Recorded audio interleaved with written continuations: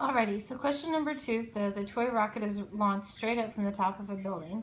The function that models the height as a function of time is the function h of t equals negative 16t squared plus 200t plus 50. At what time will the rocket reach the maximum height? Okay, so I've worked out the problem for you so you can see this a little bit better. It's important that when you're reading through these questions that you read through and understand what the question is asking for. So sometimes it's going to ask for the maximum height, and if it asks for maximum height, then it's asking you to figure out what is the vertex of the problem.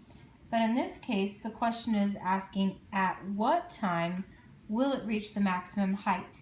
And if it's asking you for the time, then at what time it reaches the maximum height is asking for axis of symmetry. So we want to use our formula for axis of symmetry. Normally that's x equals negative b over 2a.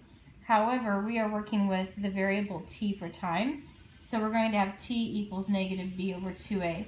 So off to the side, you'll see that I wrote down what my a, b, and c are from the equation, and then I simply plugged in the 200 for b, so it's negative 200, and I plugged in negative 16 for a, so I have 2 times negative 16, which gives me negative 32.